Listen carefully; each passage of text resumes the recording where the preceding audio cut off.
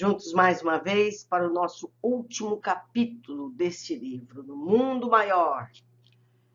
André Luiz e Chico Xavier, quinto livro da coleção, A Vida no Mundo Espiritual. Temos hoje o capítulo 20. Vamos lá. No Lar de Cipriana.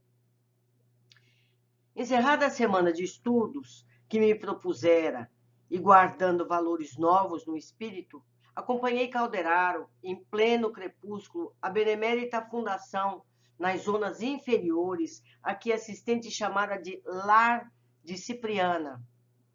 Extremamente perplexo ante o problema que me demandava a atenção, qual o de reencontro inesperado com meu avô, não me sobravam agora motivos para longas perquisições de ordem filosófico-científica, junto à privilegiada cultura do instrutor prestes a despedir-se. A pesquisa cedera lugar à meditação, o raciocínio ao sentimento, recolhera extenso material referente às manifestações da mente, obtendo valiosas conclusões para definir os desequilíbrios da alma. Experimentara diversos doentes com os quais travava relações, identificara moléstias cujas causas se prendiam às mais profundas e menos conhecidas raízes do espírito. Entre as novidades, porém, encontraram um enfermo que me transferira da ardente curiosidade intelectual às acuradas reflexões do tangente ao destino do ser. Uma coisa é a gente saber que existe, outra é a gente sentir de perto e um familiar nosso, não é verdade? Os dramas da loucura, da demência provocada por uma situação do passado. Então o André está se preparando psicológica, emocionalmente, para os casos que ele vai encontrar mais à frente. Reconheci agora que para conseguir a sabedoria com proveito, era indispensável adquirir o amor. Quando ele encontrar algum caso semelhante, ele vai sentir empatia, não é verdade? Naqueles instantes, calavam em meu ser as perguntas inquietas, sofreadas pelo coração dolorido. Poderia, em verdade, ter avançado muito no domínio dos conhecimentos novos, conquistado simpatias prestigiosas, renovadas concepções de vida e do universo, melhorando-as, no entanto, que me valeriam semelhantes troféus se não fosse possível socorrer um benfeitor em dificuldade? Porque o avô foi benfeitor dele, não é verdade? De pensamento fixo na surpreendente questão da hora, cheguei em companhia de Calderaro à enorme instituição em que Cipriana administrava o constante benefício de seu devotamento fraternal. Tratava-se, a meu ver, de casa socorrista, diferente de quantas eu conhecia. Parecia grande centro de trabalho, propriamente terrestre. Parecia que ele estava na terra. A maioria dos companheiros que aí se agitavam não era portadores de luminosa expressão, mas típicas personalidades humanas em processo de regeneração. Quer dizer, são pessoas que também precisam de socorro. Estão ali aprendendo, ajudando o outro. Eles vão ter um progresso inestimável, porque eles vão conhecer o drama pessoal.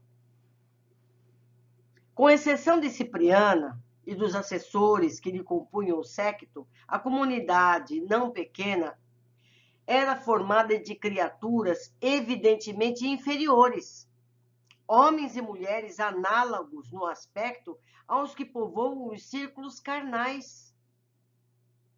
Como acontecia habitualmente, Calderaro me veio em auxílio esclarecendo.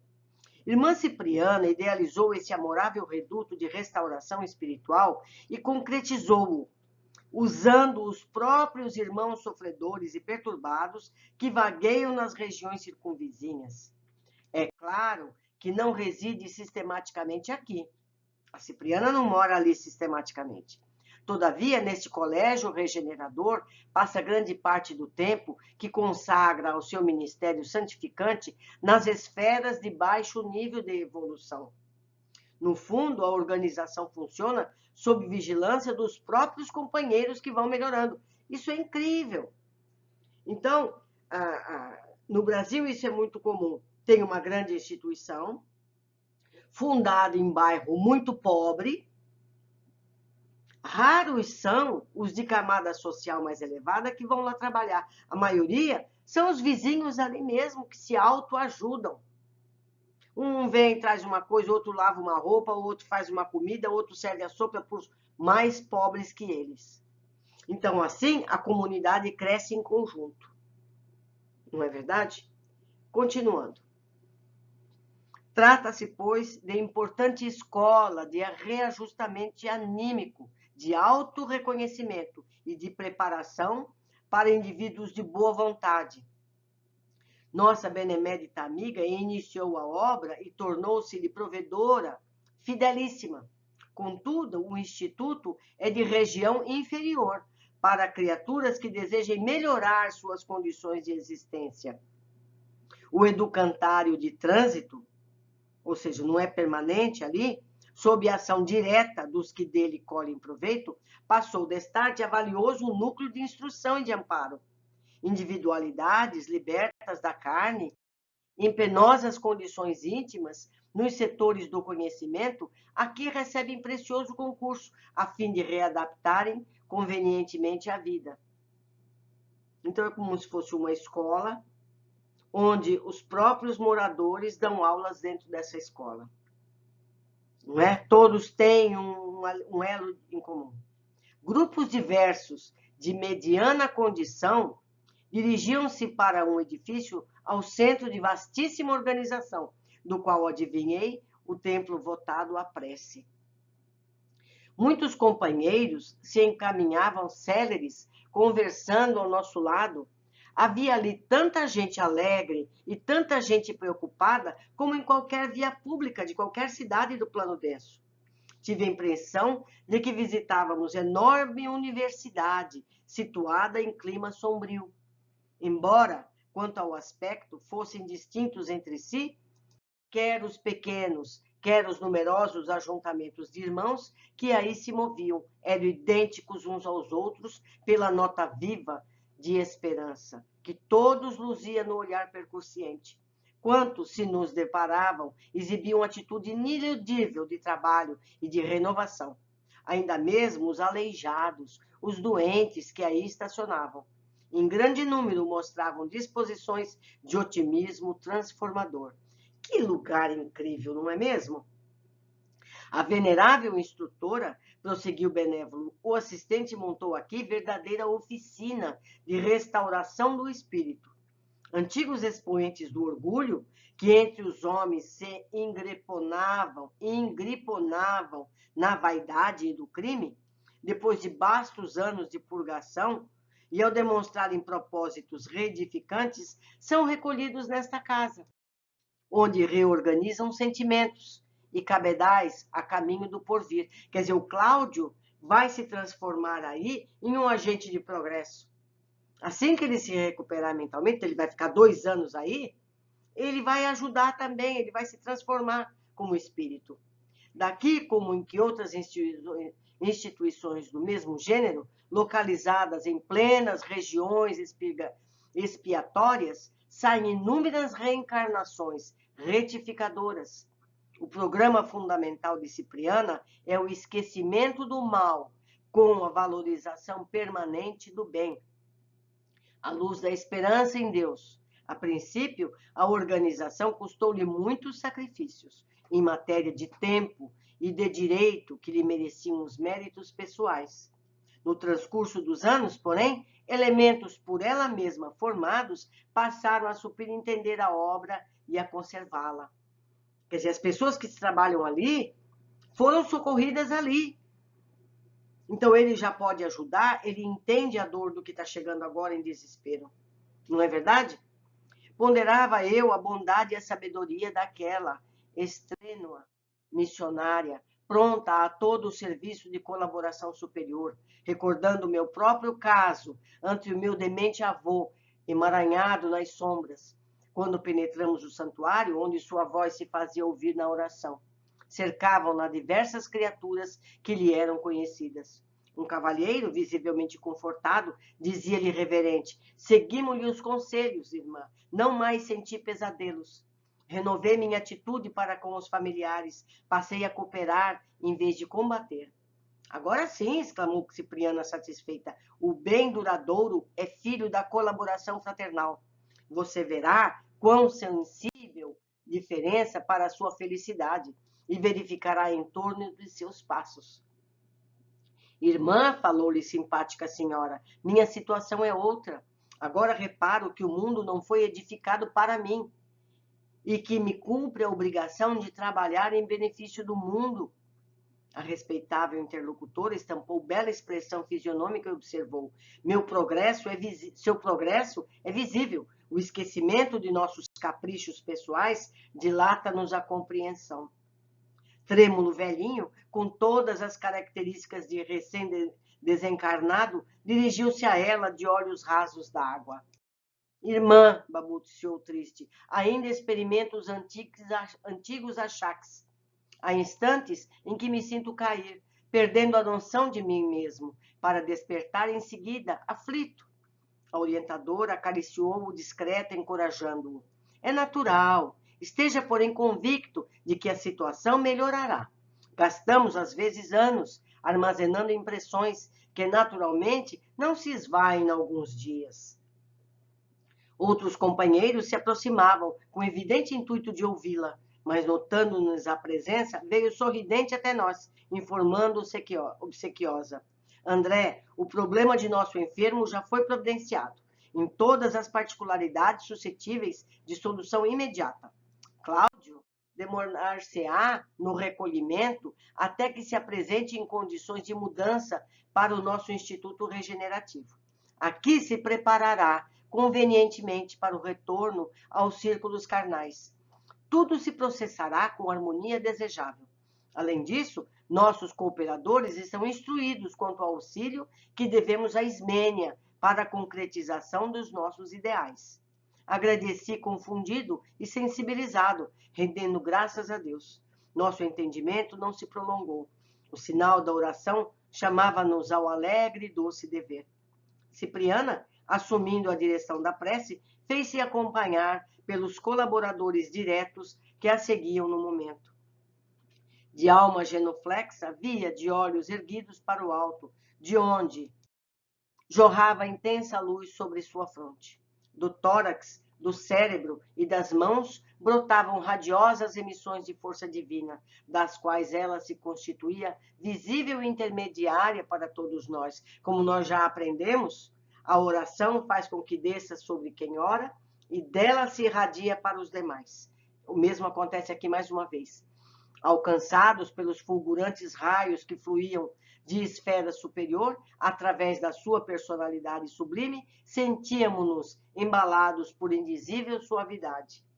Harmonioso coro de uma centena de vozes bem afinadas cantou inovidável hino de louvor ao Supremo Pai, arrancando-me copiosas lágrimas. Logo após, a palavra comovente da instrutora vibrou no ambiente, exortando a proteção de Cristo. Senhor Jesus, permanente inspiração de nossos caminhos, abre-nos por misericórdia, como sempre, as portas excelsas de sua providência incomensurável. Doador da vida, acorda-nos a consciência para semearmos ressurreição nos vales sombrios da morte, distribuidor do sumo bem. Ajuda-nos a combater o mal com as armas do Espírito. Príncipe da paz, não nos deixes indiferentes à discórdia que vergasta o coração de nossos companheiros sofredores. Mestre da sabedoria, afugenta para longe de nós a sensação de cansaço, à frente dos serviços que devemos prestar. Aos nossos irmãos ignorantes, emissário do amor divino, não nos concedas paz enquanto não vencermos os monstros da guerra e do ódio. Cooperando contigo em tua augusta obra terrestre, pastor da luz imortal, fortalece-nos para que nunca nos intimidemos perante as angústias e desesperos das trevas. Distribuidor da riqueza infinita, supre-nos as mãos com teus recursos ilimitados, para que sejamos úteis a todos os seres do caminho, que ainda se sentem minguados de teus dons imperecíveis. Embaixador angélico, não nos abandones ao desejo de repousar indebitamente e converter-nos em teus servidores humildes, que estivermos mensageiros da boa nova. Não permitas que nossos ouvidos adormeçam ao coro dos soluços, dos que clamam por socorro nos círculos do sofrimento. Companheiro da eternidade, abençoa-nos as responsabilidades e deveres. Não nos relegues à imperfeição, de que ainda somos portadores. Dá-nos, amado Jesus, o favor de servir-te, e que o Supremo Senhor do Universo te glorifique para sempre. Assim seja. Fizera-se resplandecente o recinto do santuário. Vi então, através do espesso véu de lágrimas que me assomavam os olhos, de maravilhosa coroa de brilhantes evanescentes cintilou, por instantes, na cabeça venerável daquela missionária do bem, como se ali fora instantaneamente colocada por mãos invisíveis. Encerrada a reunião, Cipriana, com admirável simplicidade, veio despedir-se de mim. Por que não dizer, tinha meus olhos velados de pranto. Desejava segui-la como filho reconhecido para sempre. Tais a sabedoria e o amor que lhes transbordavam do espírito glorificado. Calderaro foi o primeiro a abraçar-me, fazendo votos de boa viagem, a que não pude responder, sufocado pela intensa comoção. Os demais companheiros saudaram-me, enternecidos, e, por fim, Cipriana apertou-me ao peito, beijou-me maternalmente e disse com os olhos únicos: que o Pai te abençoe. Nunca te esqueças da bondade do desempenho de qualquer obrigação. Talvez, porque me visse tão fundamente sensibilizada, acrescentou: estaremos unidos pelo Espírito. Desvencilhei-me dos seus braços com as saudades de filho, em cujo santuário interior jamais se extingue a chama da gratidão. De volta agora aos trabalhos que me aguardavam, solitário e comovido, aspirei os perfumes da noite clara, que se povoava de prodigiosas mensagens dos astros coruscantes. Misericordioso Senhor, supliquei mentalmente, digna-te abençoar o verme que sou eu. Tive a impressão de que meu coração pulsava, túmido dentro do peito. À frente de meus olhos faiscavam constelações, indicando gloriosos destinos no futuro infindável. Ponderando em silêncio a grandeza de Deus, verti copioso pranto de júbilo, dando guarida a intraduzíveis sensações que me invadiam a alma, extasiada e feliz sobre nova esperança. Que lindo, né? Beleza. Vamos às observações do nosso último capítulo. André aprendeu muito nessas oportunidades, mas, em resumo, reconheci agora que para conseguir a sabedoria com proveito era indispensável adquirir o amor. André descreve o posto de socorro dirigido por Cipriana. Com exceção de Cipriana e dos assessores que lhe compunham o séquito, a comunidade não pequena era formada de criaturas evidentemente inferiores, homens e mulheres análogos no aspecto aos que povoam os círculos carnais. Irmã Cipriana idealizou esse amorável reduto de restauração espiritual e concretizou-o usando os próprios irmãos sofredores e perturbados que vagueiam nas regiões circunvizinhas. Cipriana recupera os resgatados pelo trabalho ao próximo. Essas pessoas conhecem os padecimentos daquela região e certamente terão carinho e dedicação a todos como teriam para com seus familiares. É amor compartilhado. Nada como você saber como é a dor para você saber consolar. 3. Cipriano organizou o educandário com estratégia magistral. No fundo, a organização funciona sob a vigilância dos próprios companheiros que vão melhorando. Esse exemplo poderia ser replicado entre os encarnados em processo de reajustamento social. Não é verdade? Então, aquele que é assistido colabora com o trabalho como um todo. Esse é o ideal. 4. Cipriana é a fundadora do educandário.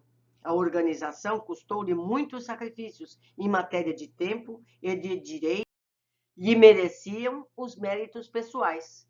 Usou de seus créditos para a realização, exemplo de doação, que se tornou escola para os que viveram em função de ganhos às custas dos outros. Não é interessante isso? A maioria das pessoas avarentas, usurárias, que se expropriaram do dinheiro dos outros, Cipriana faz o quê? Ela faz o educandário, usou os seus recursos pessoais, dos créditos, dos bônus horas que ela teve, em benefício dessas pessoas, ensinando com o exemplo que a doação pessoal é o caminho. Ficamos aqui, terminamos mais esse livro. Espero vocês no próximo livro, que é Libertação. Vocês vão ver André, que veio progredindo na profundeza dos abismos, ele vai ver libertação em lugares mais densos. E nós vamos aprender sobre os tribunais e tudo mais. Recomendo vivamente esse estudo. Aqui está o meu e-mail, aqui está meu contato no Facebook. Escrevam aqui na área de comentários. Mostrem o que eu deixei passar sem ver. Mostrem o que eu disse errado. Porque é um estudo em grupo. Eu dependo que vocês me ensinem alguma coisa. Um abraço muito grande e até a libertação. Até mais.